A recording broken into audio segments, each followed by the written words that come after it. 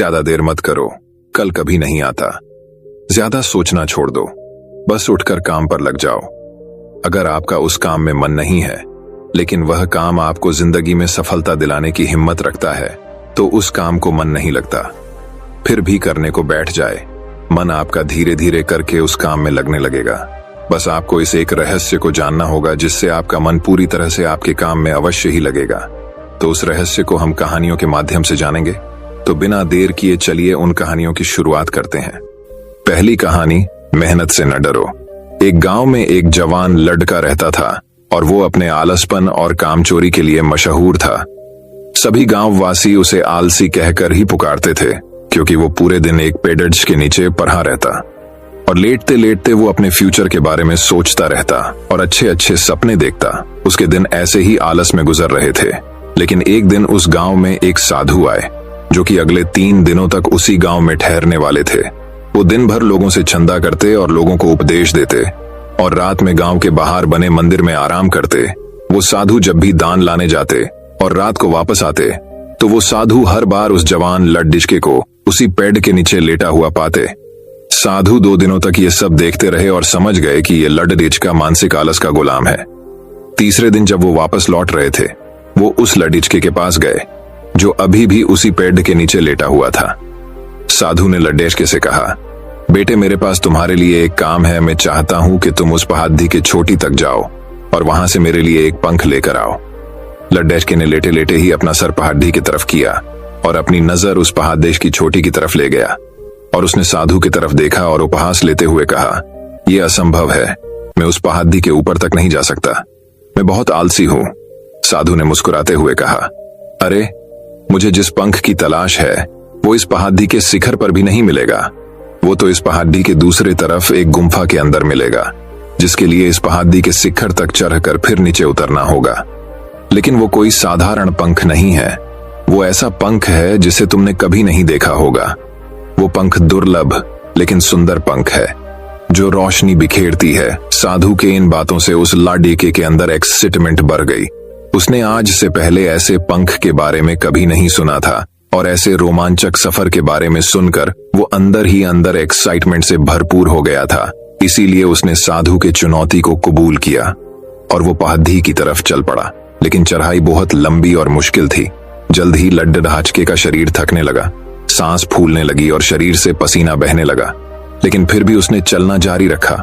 वो जैसे जैसे ऊपर और ऊपर चढ़ता गया, उसे खुशी महसूस होने लगी, जिसे उसने आज से पहले कभी महसूस नहीं किया था। आखिरकार जब वो कड़ीटियाई मेहनत और लंबे कोशिशों के बाद पहाड़ी के शिखर पर पहुंचा, तो वो पूरे तरीके से थक चुका था, लेकिन वो बहुत खुश था। उसे अंदर से आत्मसंतुष्टि का एहसास हो रहा था। उसके चेहरे पर योद्धाओं जैसी मुस्कान थी, जैसे उसने कोई युद्ध जीत लिया हो। फिर उसने पहाड़ी के शिखर से नीचे देखा। उसके सामने एक बहुत ही मनमोहक नजारा था, लेकिन असली चुनौती आगे थी, क्योंकि उसे फिर उस पहाड़ी से नीचे भी उतरना था और उस गुम्फा को भी ढूंढना था, जिसमें पंख मिलने की बात कही गई थी। नीचे उतरना बहुत ही ज्यादा मुश्किल और खतरनाक था, क्योंकि ढलान ज्यादा गहरी थी और चढ़ाई के समय लड्डेचका बहुत बार लड्ड खद्दाया और गिरा भी था। तो वो डर भी उसके अंदर था। लेकिन साधु को वो पंख लाके देने के वादे की वजह से वो लगातार आगे बढ़ता रहा। काफी खोज, मुशक्कत और कड़ी मेहनत के बाद जब वो अंत में गुम्फा तक पहुंचा, तो उसने देखा कि पंख वहीं पड़ा हुआ था, जो कि ऊपर एक बड्ढी सुराख से आने वाली रोशनी की वजह से चमक रहा था। फिर उसने उस पंख को उठाया और उसकी सुंदरता को देखता ही रह गया। वो काफी देर तक पंख को ही घूरता रहा, लेकिन फिर अचानक उसे याद आया, मुझे तो अभी वापस भी जाना है। उसने खुद के तरफ देखा।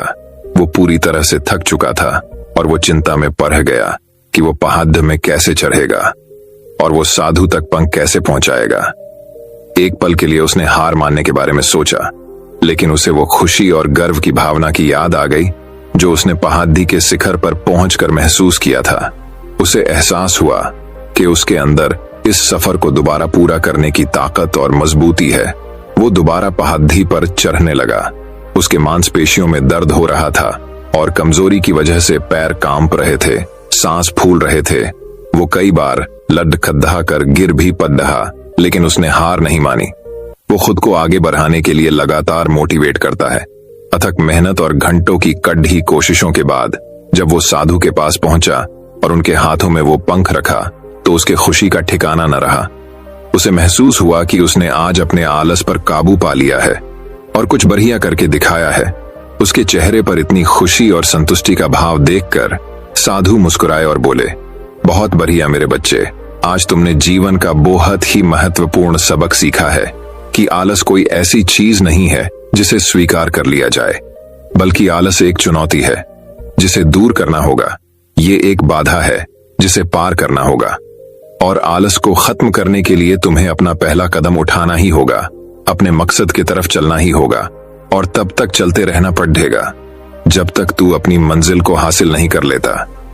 लड ढाके ने साधु के शब्दों की गहराई और उसके मकसद को समझते हुए हाँ में अपना सर हिला दिया। आज उसे एहसास हुआ कि वो हमेशा ही बड़ी और महान चीजें करने में काबिल था, लेकिन उसके आलस ने उसे रोक रखा था। अब वो जानता था कि उसके पास अपने रास्ते में आने वाले किसी भी बाधा को वो दूर करने की ताकत और मजबूती है। इसके बाद साधु ने उस लडढके को आशीर्वाद दिया और उस गांव से चले गए। इस कहानी से सीखने वाली बात यह है कि मकसद लगने इम्पॉसिबल के बावजूद भी अगर हम उसे पूरा करने के लिए खुद को आगे बढ़ाते हैं, तब हम अपने अंदर ऐसी ताकत और मजबूती की खोज करते हैं जिसके बारे में हम कभी नहीं जानते थे। आलसपन पे काबू पाने के लिए हमें खुद को चुनौती देनी चाहिए और बड़ा सपना देखना चाहिए, फिर चाहे उस सपने को पूरा करना कितना ही मुश्किल क्यों ना हो। हमें लगातार मानसिक और शारीरिक तरीके से आगे बढ़ते रहना चाहिए। बाधाओं और असफलता के बावजूद मजबूत रहना चाहिए। हमें अपने लिए एक नियम बनाकर उस पर टिके रहकर अपने डेली लाइफ को भी विकसित करना चाहिए। हमें कुछ ऐसी आदतें बनानी चाहिए जो मन न लगने पर भी फोकस और एक्टिव रहने में मदद करेंगे। आलस पर काबू करने का मतलब मानसिकता विकास करना है। इसका मतलब चुनौतियों और असफलताओं को विकास और सीखने की अपॉर्चुनिटी के रूप में देखना, न कि हार मानने के रूप में। तो दोस्तों, अब चलिए हमारे दूसरी कहानी की शुरुआत करते हैं। दूसरी कहानी बेस्ट रोंगटे खड़े कर देने वाली। लड़ रहा है तू, झगड़ रहा है तू अपने विचारों से और अपने हालातों से और अनगिनत चिंताओं से। वैसे तो जिंदगी में ज्यादा कुछ नहीं है, लेकिन जितना भी है उसे भी खोने का अंदर एक डर है। मन तो न जाने कितने ही चीजों का करता है, लेकिन जहां इच्छा पूरी करने के लिए पैसों की बात आती है, वहां पर मन को हमेशा मारना पड़ता है। अगर घर पर कोई बीमार है तो मन करता है कि इनकी अच्छी जगह इलाज कराएं, लेकिन चाहकर भी नहीं करा पाते। कहीं शादी में जाना होता है तो पहले से चिंता होती है कि पहनेंगे क्या। अगर सेम कपड़े हर जगह पहनेंगे तो लोग क्या सोचेंगे। शर्म आती है उस समय, तकलीफ होती है दिल में जब पापा को दिन भर काम करता हुआ देखते हैं। वह खुद की इच्छा दबा लेंगे, लेकिन वह अपनी पूरी कोशिश करेंगे कि जब तक जिंदा है तब तक तुम्हारी पूरी ख्वाहिशों को पूरा करें। वह भले ही पूरे साल भर 80 रुपए के स्लीपर चप्पल पहन लेंगे, अगर टूट जाएगी तो टांके लगवा देंगे, लेकिन पूरी कोशिश करते हैं कि बचपन में तुम सही चप्पल पहनो। पूरी फैमिली के मन में चिंता होती है कि महीना खत्म होने वाला है, घर का किराया भी देना है, लड़की के लिए लड़का भी देखना है और लड़के के लिए लड़की देखनी है। और हमारे हिंदुस्तान में इंसान नहीं बल्कि उसकी हैसियत देखी जाती है। लोग आपसे पूछेंगे कि आप कितना कमा लेते हो, ताकि वह लोग ये डिसाइड कर पाए कि आपको कितनी इज्जत देनी है। महंगाई दिन ब दिन बढ़ रही है, लेकिन आपकी कमाई नहीं बढ़ पा रही। खर्च बढ़ रहे हैं, लेकिन आपकी आमदनी नहीं बढ़ पा रही है। सिर्फ अठन्नी है, लेकिन खर्च रूपों में हो रहे हैं। हालत दिन ब दिन बदतर होते जा रहे हैं। यही समझ नहीं आ रहा है कि करूं क्या, जिंदगी में क्या करूंगा, पता नहीं। क्या बनूंगा, यह भी पता नहीं। और क्या पता आपके माता पिता संघर्ष करते करते ही दुनिया को अलविदा कह दे। क्या पता आपका लाइफ पार्टनर ही आपको छोड़ दे क्योंकि आपका फ्यूचर सिक्योर नहीं है। क्या पता आपको इससे भी बुरे दिन देखना पड़े।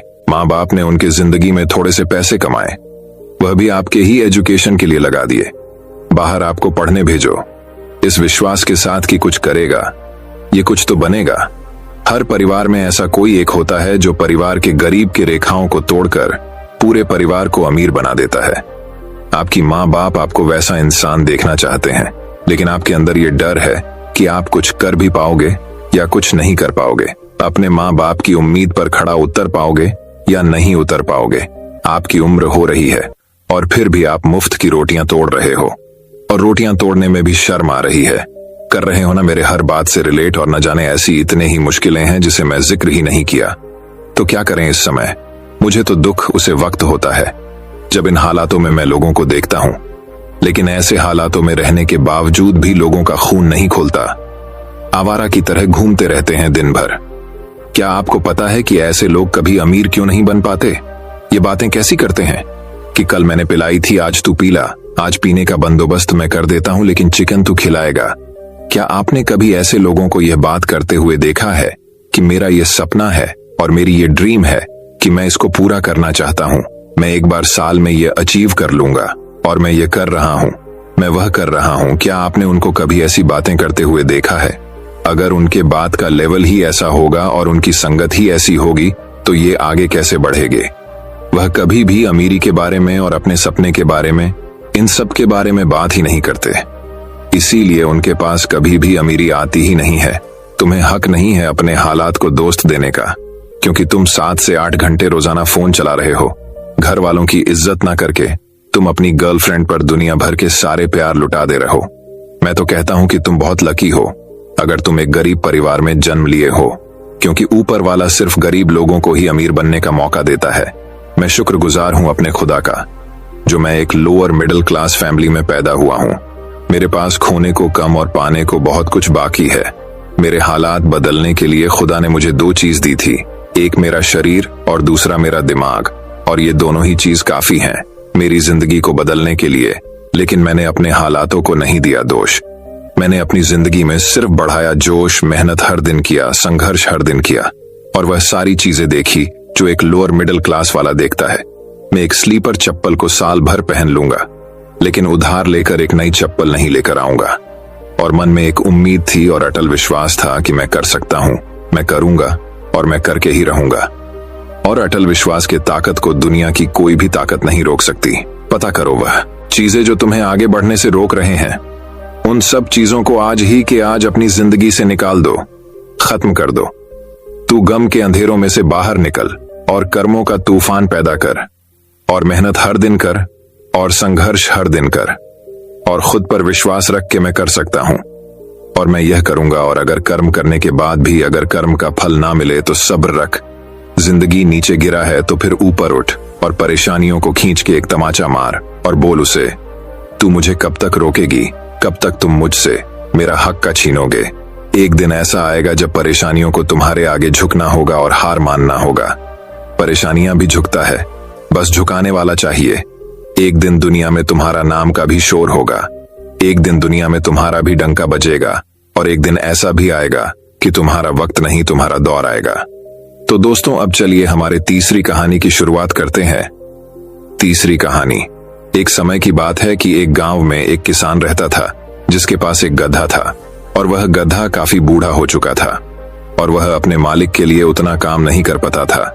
लेकिन वह गधा जंगल में घास खा रहा था, तभी वह एक बड़े से गड्ढे में गिर जाता है। वो जो गड्ढा बहुत बड़ा और गहरा था। उस गधे ने गड्ढे से निकलने की बहुत कोशिश की, वह लगातार जंप करता रहा, लेकिन वह गड्ढे से बाहर नहीं निकल पाया। गधा यह देखकर डर गया और जोर जोर से चिल्लाने लगा। फिर लगभग 1 घंटे के बाद उसे किसका पड़ोसी वहां से गुजर रहा था, तभी उसे गधे की जोर जोर से चिल्लाने की आवाज आई। पड़ोसी वहां से गुजर रहा था, तभी उसे गधे की जोर जोर से चिल्लाने की आवाज आई, और वो उस बड़े से गड्ढे के पास गया और उसके अंदर देखा। जैसी ही उसने उस गड्ढे में उस किसान के गधे को दिखा, तू तुरंत गांव गया और उस किसान को इस बारे में बताया। जैसे ही उस किसान को अपने गधे की बात पता चली, वह और उसके गांव वाले उसे गधे को बचाने के लिए उसे गड्ढे के पास पहुंचे। किसान ने गड्ढे के अंदर देखा तो उसको अपना गधा दिखा जो बेबस था और अपने मालिक को देख रहा था। उस किसान ने और बाकी लोगों ने बहुत कोशिश की उस गधे को बाहर निकालने की, लेकिन कोई भी उसे बाहर नहीं निकाल पाया। उन सब लोगों ने हर तरीका अपना कर देख लिया, लेकिन वह गधा बाहर नहीं निकल पाया। यह देखकर वह किसान बहुत उदास हो गया। बहुत कोशिश करने के बाद भी वह सब मिलकर उस गधे को बाहर नहीं निकाल पाए। तभी उससे किसान ने सोचा कि यह गधा तो बहुत बूढ़ा हो गया है, और फिर किसान और बाकी लोगों ने उस गड्ढे को वहीं दफना कर देने का सोचा। सभी लोगों ने उस गड्ढे के अंदर मिट्टी डालना शुरू किया, और तभी वह गधा समझ गया कि मेरे साथ क्या हो रहा है। इस बात से वह बहुत उदास हो गया। वह पहले ही इतनी प्रॉब्लम में था और उसका मालिक उसे जिंदा दफनाना चाहता था। यह सोचकर वह जोर जोर से चिल्लाने लगा, लेकिन वह लोग उसे पर मिट्टी डालते रहे। थोड़ी देर मिट्टी डालने के बाद जब उस किसान ने उस गड्ढे में देखा तो वह देखकर हैरान हो गया। उसने देखा कि जब वह सारे लोग उस गड्ढे के ऊपर मिट्टी डाल रहे थे तो वो गधा अपनी पीठ को शेक हिलाकर रहा था और मिट्टी को नीचे गिराकर उस पर खड़ा हो जा रहा था। और थोड़ी देर के बाद वह सारे लोग हैरान हो जाते हैं, क्योंकि वह गधा ऐसा करते करते उसे गड्ढे के बहुत ऊपर आ गया था और तभी वह गड्ढे से जंप लगाकर बाहर आ जाता है। अगर हम अपनी लाइफ में झांक कर देखें तो हमें पता चलेगा कि हम अपनी जिंदगी में कई बाधाओं का सामना करते हैं और तब हमें यह समझ नहीं आता है कि अब हमें क्या करना चाहिए। ऐसी सिचुएशन से घबराकर साहस नहीं हारना चाहिए, बल्कि हमें उन बाधाओं के साथ कदम मिलाकर आगे बढ़ना चाहिए। अगर वह गधा अपना साहस को खो देता तो उसका मरना तय था, लेकिन उसने अपना साहस नहीं खाया और अपने ऊपर गिरी मिट्टी को सरकाकर उस पर खड़ा होता गया और उस गड्ढे से बाहर आ गया। ठीक इसी तरह हमें भी अपना साहस नहीं खोना चाहिए और थोड़ा सुकून से अपनी प्रॉब्लम के बारे में सोचना चाहिए। हमें अपने रास्ते में आने वाली बाधाओं से हारना नहीं है, बल्कि बाधाओं को अपॉर्चुनिटी की तरह देखना है और अपनी लाइफ में आगे बढ़ना है। तो दोस्तों, अब चलिए हमारे चौथी कहानी की शुरुआत करते हैं। चौथी कहानी, एक मकड़ी ने आराम से रहने के लिए एक शानदार जाला बनाने का विचार किया और सोचा कि इस जाले में खूब कीड़े मक्खियां फंसेंगे और मैं उन्हें आहार बनाकर मजे से रहूंगी। उसने कमरे के एक कोने में जाला बुनना शुरू किया। तभी अचानक उसकी नजर बिल्ली पर पड़ी, जो उसे देखकर हंस रही थी। मकड़ी को गुस्सा आ गया, लेकिन बिल्ली बोली, हंसूं नहीं तो क्या करूं? यहाँ मक्खियां नहीं हैं। यहाँ कौन आएगा तेरे जाले में? बात मकड़ी के गले उतर गई। उसने अच्छी सलाह के लिए बिल्ली को धन्यवाद दिया और जाला अधूरा छोड़कर दूसरी जगह तलाश करने लगी। उसने खिड़की में जाला बुनना शुरू किया। तभी एक चिड़िया आई और मकड़ी का मजाक उड़ाते हुए बोली, अरे मकद्दी, तू भी कितनी बेवकूफ है। अरे यहाँ तो खिड़की से तेज हवा आती है, तू तो अपने जाले के साथ ही उड़ा डाच जाएगी। मकड़ी को चिड़िया की बात ठीक लगी और वह वहां भी जाला अधूरा बना छोड़कर सोचने लगी, अब कहां नाला बनाया जाए। तभी उसे एक अलमारी का खुला दरवाजा दिखा और उसने उसी में अपना जाला बुनना शुरू किया। कुछ जाला बुना ही था, तभी उसे एक काकरोच नजर आया, जो जाले को अचरज भरी नजरों से देख रहा था। बोला, अरे यहाँ कहां जाला बुनने चली आई? ये तो बेकार की अलमारी है, अभी यह यहाँ पड़ी है, कुछ दिनों बाद इसे बेच दिया जाएगा, तुम्हारी सारी मेहनत बेकार चली जाएगी। यह सुनकर मकड़ी ने वहां से हट जाना ही बेहतर समझा। बार बार प्रयास करने से वह काफी थक चुकी थी और उसके अंदर जाला बुनने की ताकत ही नहीं बची थी। उसे पछतावा हो रहा था कि अगर पहले ही जाला बुन लेती तो अच्छा रहता। उसने पास से गुजर रही चींटी से मदद करने का आग्रह किया। चींटी बोली, मैं बहुत देर से तुम्हें देख रही थी, तुम बार बार अपना काम शुरू करती और दूसरों के कहने पर उसे अधूरा छोड़ देती, और जो लोग ऐसा करते हैं उनकी यही हालत होती है। और ऐसा कहते हुए वह अपने रास्ते चली गई और मकड़ी पछताती हुई निढाल पड़ी रही। दूसरों की बात अगर सुनते रहोगे तो खुद का कब सुनोगे। तो दोस्तों, अब चलिए हमारे पांचवी कहानी की शुरुआत करते हैं। पांचवी कहानी, घास और बांस। एक व्यापारी था। किसी कारणवश उसका बिजनेस पूरी तरह डूब गया और वो पूरी तरह हताश हो गया। वह अपने जीवन से बुरी तरह थक चुका था। एक दिन परेशान होकर वह जंगल में गया और काफी देर वहां अकेला बैठा रहा। कुछ सोचकर भगवान से बोला, मैं हार चुका हूं, मुझे कोई एक वजह बताइए कि मैं क्यों ना हताश हूं। मेरा सब कुछ खत्म हो चुका है। भगवान ने जवाब दिया, तुम जंगल में इस घास और बांस के पेड़ को देखो। जब मैंने घास और इस बांस के बीज को लगाया, मैंने दोनों की देखभाल की, बराबर पानी दिया, बराबर प्रकाश दिया। घास बहुत जल्दी बड़ी होने लगी और इसने धरती को हरा भरा कर दिया, लेकिन बांस का बीज बड़ा नहीं हुआ। लेकिन मैंने बांस के लिए अपनी हिम्मत नहीं हारी। दूसरे साल घास और घनी हो गई, उस पर झाड़ियां आने लगीं, लेकिन बांस का बीज वैसा कै वैसा ही रहा। लेकिन मैंने फिर भी बांस के बीज के लिए हिम्मत नहीं हारी। तीसरे साल भी बांस के बीज में कोई वृद्धि नहीं हुई, लेकिन मित्र मैंने फिर भी हिम्मत नहीं हारी। चौथे साल भी कुछ नहीं हुआ, लेकिन मैं लगा रहा। 5 साल बाद उस बांस के बीज से एक छोटा सा पौधा अंकुरित हुआ। घास की तुलना में यह बहुत छोटा और कमजोर था, लेकिन केवल 6 महीने बाद यह छोटा सा पौधा 100 फीट लंबा हो गया। मैंने बांस की जड़ को इतना बड़ा करने के लिए 5 साल का समय लगाया। इन 5 वर्षों में इसकी जड़ इतनी मजबूत हो गई कि 100 फीट ऊंचे बांस को संभाल सके। सीख, जब भी जीवन में संघर्ष करना पड़े तो समझिए कि आपकी जड़ मजबूत हो रही है। संघर्ष आपको मजबूत बना रहा है, जिससे कि आप आने वाले कल को सबसे बेहतरीन बना सको। किसी दूसरे से अपनी तुलना मत करो। कुछ सोचकर भगवान से बोला, मैं हार चुका हूं। मुझे कोई एक वजह बताइए कि मैं क्यों ना हताश हूं। मेरा सब कुछ खत्म हो चुका है। भगवान ने जवाब दिया, तुम जंगल में इस घास और बांस के पेड़ को देखो। जब मैंने घास और इस बांस के बीज को लगाया, मैंने दोनों की देखभाल की, बराबर पानी दिया, बराबर प्रकाश दिया। घास बहुत जल्दी बड़ी होने लगी और इसने धरती को हरा भरा कर दिया, लेकिन बांस का बीज बड़ा नहीं हुआ। लेकिन मैंने बांस के लिए अपनी हिम्मत नहीं हारी। दूसरे साल घास और घनी हो गई, उस पर झाड़ियां आने लगीं, लेकिन बांस का बीज वैसा क्या वैसा ही रहा। लेकिन मैंने फिर भी बांस के बीज के लिए हिम्मत नहीं हारी।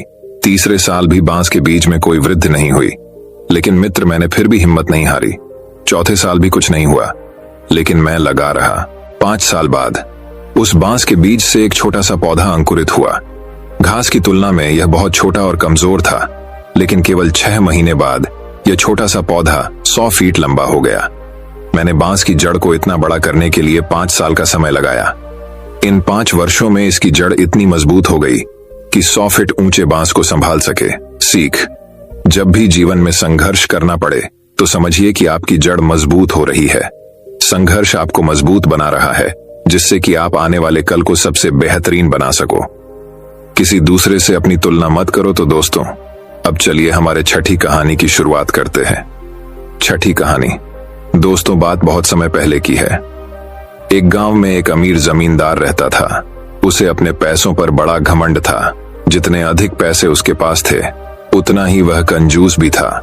अपने खेतों में काम करने वाले किसानों से वह खूब काम करवाता, मगर पगार कौड़ी भर भी न देता। मजबूर गरीब किसान मन मारकर उसके खेत में काम करते। उसी गांव में रामू नामक एक किसान रहता था। उसके पास थोड़ी सी जमीन थी। उसी में खेती बाड़ी कर वह अपना और अपने परिवार का गुजारा चलाता था। रामू बड़ा मेहनती था। वह दिन भर अपने खेत में काम करता और अपनी मेहनत के दम पर इतनी फसल प्राप्त कर लेता कि अपने परिवार के लिए 2 वक्त की रोटी जुटा सके। गांव के बाकी किसानों के पास रामू के मुकाबले अधिक जमीनें थीं।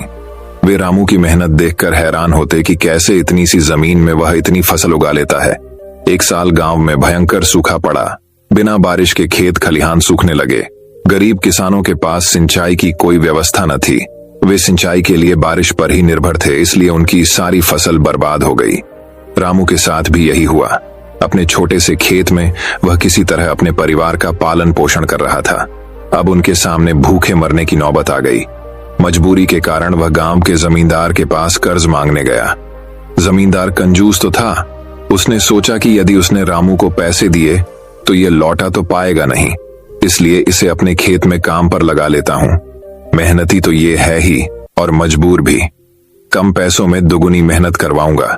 उसने रामू से कहा, देख रामू, मैं तुझे कर्ज तो दे नहीं सकता, लेकिन तेरी इतनी मदद कर सकता हूं कि तुझे अपने खेत में काम पर रख लूं। तुझे महीने के 1000 रुपए दे दिया करूंगा, पर मालिक दूसरे किसान तो 2000 पाते हैं। रामू बोला, करना है तो कर, वरना मेरे पास किसानों की कमी नहीं। जमींदार बोला, मजबूर रामू क्या करता। हामी भरकर घर लौट आया। अगले दिन से जमींदार के खेत में काम करने लगा। मेहनती तो वह था ही, वह खूब मेहनत और लगन से काम करता। उसने 4 महीने का काम 2 महीने में ही कर दिया। ये देख जमींदार बहुत खुश हुआ, लेकिन इसके मन में मक्कारी जाग उठी। उसने सोचा कि 4 महीने का काम तो इसने 2 ही महीने में कर दिया, क्यों ना इसे निकाल दूं। इससे मेरे 2 महीने के पैसे बच जाएंगे। उसने रामू को बुलाया और उसके 2 महीने के पैसे देकर कहा, रामू, ये ले तेरे पैसे, कल से मत आना, अब मुझे तेरी जरूरत नहीं। ये सुनकर रामू परेशान हो गया। बड़ी मुश्किल से उसका घर चल रहा था। अब अपने परिवार का भरण पोषण कैसे करेगा। वह जमींदार के सामने गिड़गिड़ाने लगा कि उसे काम से न निकाले, लेकिन जमींदार ने उसकी एक न सुनी और उसे काम से निकाल दिया। रामू आंखों में आंसू लेकर घर लौटा। चिंता से रात भर उसे नींद नहीं आई। सुबह उठकर उसने फैसला किया कि वह फिर से जमींदार के पास जाएगा और उससे विनती करेगा कि उसे वापस काम पर रख ले। वह जमींदार के घर के सामने जाकर बैठ गया। सुबह उठकर जाट जमींदार अपने घर से बाहर निकला तो रामू को घर के सामने बैठा हुआ देखा। उसने रामू से पूछा, क्या हुआ रामू, क्यों आया है। रामू जमींदार की पैरों पर गिर पड़ा और गिड़गिड़ाते हुए बोला, मुझ पर दया कीजिए मालिक, मुझे काम पर रख लीजिए, मेरा परिवार भूखा मर जाएगा। जमींदार ने उसकी एक न सुनी और उसे धक्के मार के वहां से निकाल दिया। रामू उस समय तो वहां से चला गया, लेकिन अगली सुबह फिर सेठ के घर के सामने जाकर बैठ गया। जमींदार ने उसे फिर बुरा भला कहकर भगा दिया। अब से रोज यही क्रम चलने लगा। रामू रोज जमींदार के घर के सामने जाकर बैठ जाता और जमींदार उसे भगा देता। पूरे गांव में इस बात की चर्चा होने लगी। सब जमींदार को भला बुरा कहने लगे। तंग आकर जमींदार ने सोचा कि क्यों ना कुछ दिन परिवार सहित दूसरे गांव चला जाऊं। मुझे घर पर ना देखकर रामू यहां आना बंद कर देगा। अगले दिन वह परिवार सहित दूसरे गांव अपने रिश्तेदार के घर चला गया।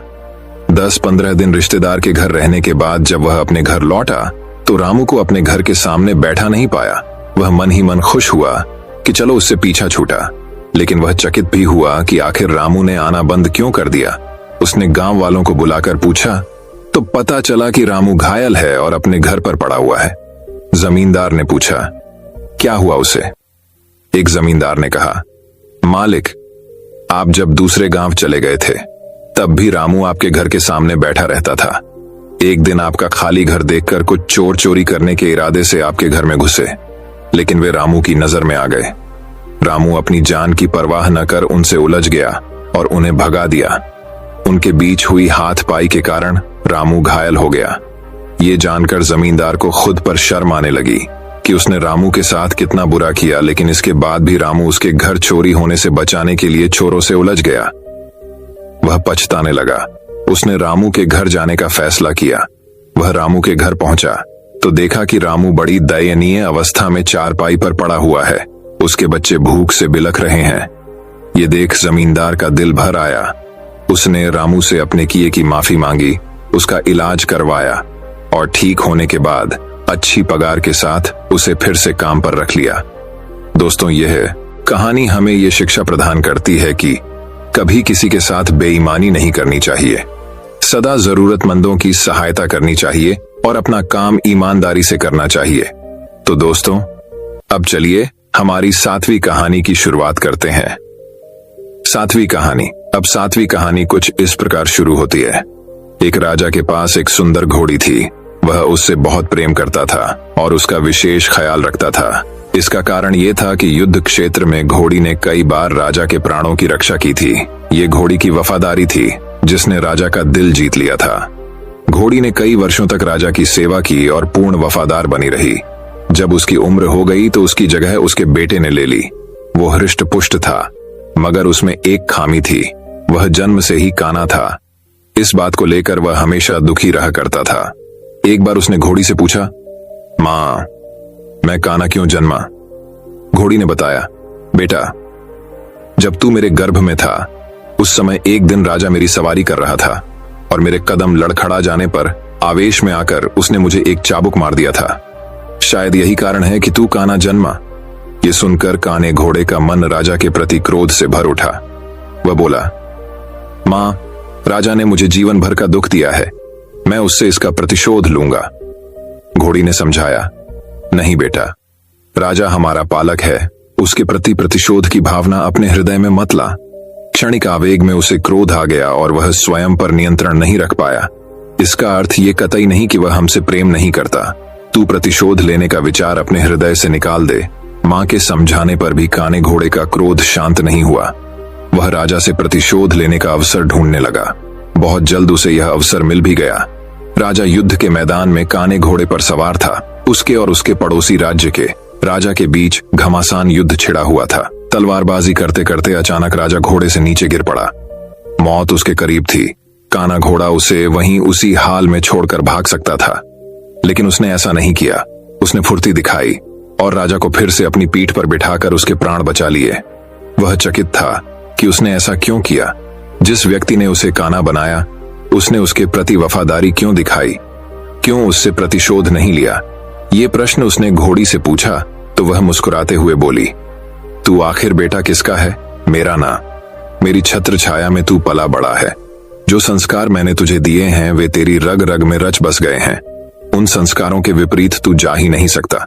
वफादारी तेरे खून में है बेटा, तू वफादार ही रहेगा। दोस्तों, यह कहानी हमें यह शिक्षा प्रदान करती है कि दोस्तों, संस्कारों का आचरण पर बड़ा गहरा प्रभाव पड़ता है। जिन संस्कारों के साए में बच्चे का पालन पोषण होता है, वे उसके अवचेतन में गहरे तक समाहित हो जाते हैं। ऐसे में अपने संस्कारों के विपरीत वह चाह ही नहीं सकता। संस्कारों का सबसे बड़ा आधार परिवार है, जहां से संस्कारों की नींव पड़ती है। हर माता पिता की जिम्मेदारी है कि वे अपने परिवार को अच्छे संस्कारों की नींव दें।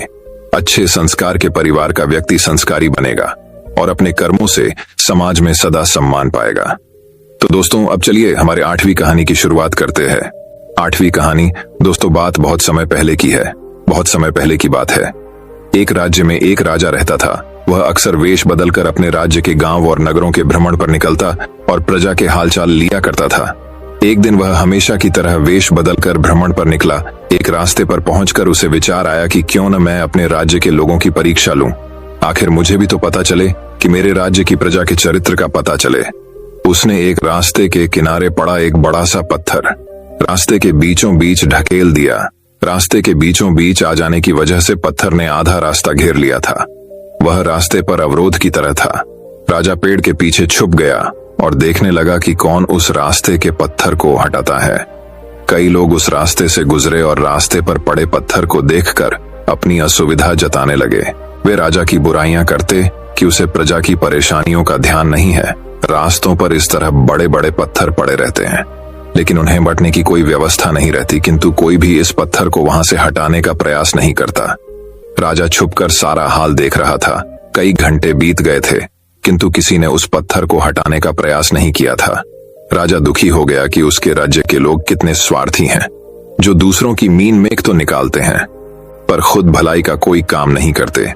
वह स्वयं रास्ते पर पड़ा पत्थर हटाने के लिए आगे बढ़ा।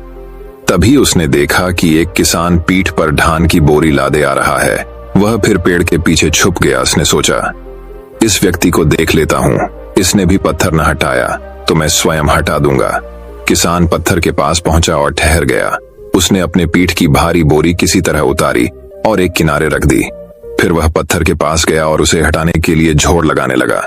किसी तरह उसने पत्थर रास्ते के किनारे सरका दिया और हाथ झाड़ता हुआ बुदबुदाया। अब इस पत्थर के कारण रास्ते से जाने वाले राहगीरों को कोई परेशानी नहीं होगी। वह अपनी बोरी उठाने के लिए बढ़ने लगा तो उसकी नजर एक पोटली पर पड़ी। वह उसी स्थान पर थी जहां पत्थर पड़ा था।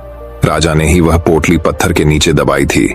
उसके साथ एक पत्र भी था। किसान ने पत्र पढ़ा। उसमें लिखा था, ये पोटली राज्य के राजा की तरफ से रास्ते का पत्थर हटाने वाले व्यक्ति का पुरस्कार है। किसान ने पोटली खोली। उसके सोने के सिक्के थे। उसने मन ही मन राजा का धन्यवाद किया। फिर सोने के सिक्कों की पोटली कमर में बांधकर और धान की बोरी पीठ पर लादकर अपने घर की ओर चला गया। एक रास्ते में आने वाली हर बाधाएं उन्नति का अवसर है, इसलिए बाधाओं से डरे नहीं, उनका सामना करें और उन्हें हटाकर जीवन में तरक्की के मार्ग पर आगे बढ़े। दोना परोपकार करने वाले व्यक्ति को परोपकार का शुभ फल अवश्य मिलता है।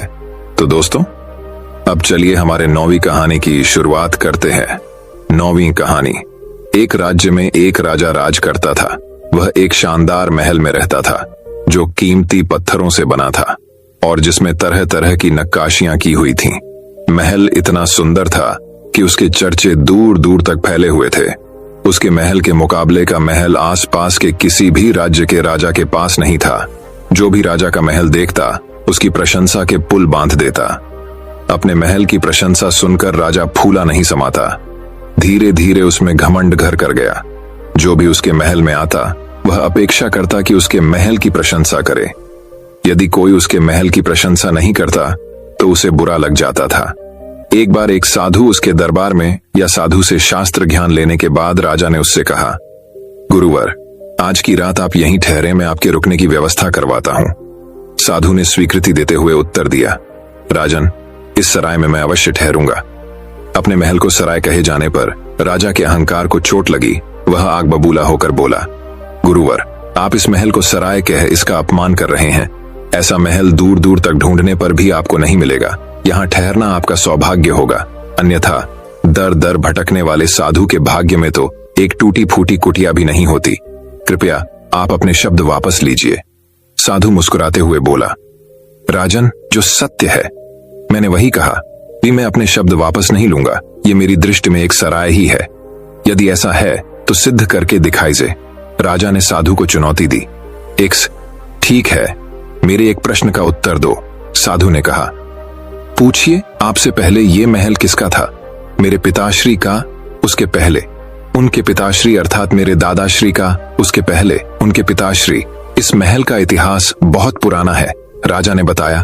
साधु ने कहा, आपकी बात ही सिद्ध करती है राजन कि यह महल एक सराय है जिसमें आपकी पीढ़ियां रहती आ रही हैं। आपके दादाश्री भी रहे, उसके बाद आपके पिताश्री, फिर उन्हें इसे छोड़कर जाना पड़ा। ठीक वैसे ही जैसे सराय में कुछ दिन रहने के बाद उसे छोड़कर जाना पड़ता है, आप भी एक दिन इस सराय को छोड़कर चले जाएंगे, तो फिर इसका इतना घमंड क्यों? साधु की बात सुनकर राजा बहुत प्रभावित हुआ। उसकी आंखों पर पड़ा घमंड का पर्दा उठ गया। वह हाथ जोड़कर साधु से बोला, गुरुवर, आपने आज सत्य से मेरा सामना करवाया। अब तब मैं अपने अहम में डूबा हुआ था, मुझे क्षमा कर दें। साधु ने राजा की क्षमा किया और उस रात महल में रुककर अगले दिन वहां से प्रस्थान कर लिया। सीख, ये दुनिया एक सराय की तरह है जहां लोग आते हैं और कुछ दिन रहने के बाद चले जाते हैं। यहां से आप कुछ भी लेकर नहीं जाएंगे, लेकिन यदि आप कुछ देकर गए तो सदा इस दुनिया में आपका नाम अमर रहेगा। इसीलिए अच्छे कर्म कीजिए, लोगों की सेवा कीजिए और इस दुनिया को बेहतर बनाने में अपना योगदान दीजिए। तो दोस्तों, अब चलिए हमारे 10वीं कहानी की शुरुआत करते हैं। 10वीं कहानी। एक राज्य में जय सिंह नामक बुद्धिमान राजा राज करता था। वह इतना बुद्धिमान था कि किसी भी समस्या का तुरंत निराकरण कर देता था। उसके चर्चे दूर दूर तक के राज्यों तक फैले हुए थे। कई पड़ोसी राज उसकी बुद्धिमानी से ईर्ष्या करते थे और उसे नीचा दिखाने के प्रयोजन से उसकी बुद्धि की परीक्षा के लिए तरह तरह के पैंतरे आजमाते थे। एक बार एक पड़ोसी राजा की पुत्री राजकुमारी चंद्रकला के कानों में राजा जयसिंह की बुद्धिमानी के चर्चे पड़े। उसने भी उसकी परीक्षा लेने की ठान ली। उसने अपने एक दूत के हाथों 2 फूल राजा जयसिंह के पास भिजवाए और साथ ही एक पत्र भी। राजा जयसिंह ने पत्र पढ़ा। पत्र में लिखा था, महाराज, आपकी बुद्धिमानी के चर्चे बहुत सुने होगी। आप वाकई बुद्धिमान हैं, तो मेरे द्वारा भिजवाए 2 फूलों में से असली और नकली फूल को पहचानिए। ध्यान रहे, आप उन्हें छू नहीं सकते। राजा ने देखा कि दोनों फूल बिल्कुल एक जैसे हैं, उनमें कोई भिन्नता नहीं। कुछ देर विचार करने के बाद राजा ने अपने एक सेवक को महल की खिड़कियां खोलने का आदेश दिया। सेवक ने खिड़कियां खोल दी। महल की कई खिड़कियां शाही बाग की तरफ खुलती थीं। कुछ देर में कुछ मधुमक्खियां महल में प्रविष्ट हुईं। पड़ोसी राज्य के दूत के हाथों के 2 फूलों में से एक फूल पर वे मंडराने लगी। राजा जय सिंह समझ गए कि वही असली फूल हैं। उन्होंने उस फूल की तरफ संकेत करके कहा कि वही असली फूल है। राजा का उत्तर सही था। दरबार में राजा की बुद्धिमानी की प्रशंसा होने लगी। दूर ने वापस जाकर राजकुमारी चंद्रकला को राजा जय सिंह के उत्तर के बारे में बताया। राजकुमारी भी उनकी बुद्धिमान पर प्रसन्न हुई और अपने पिता से कहकर उनसे विवाह करने की इच्छा प्रकट की। कुछ ही दिनों में राजा जय सिंह और राजकुमारी चंद्रकला का विवाह हो गया और वे लोग सुख से जीवन व्यतीत करने लगे। सीख, बुद्धिमानी हर प्रश्न का हल और हर समस्या का निराकरण है। इसलिए जब भी कोई प्रश्न या समस्या सामने हो तो बुद्धि का प्रयोग करें।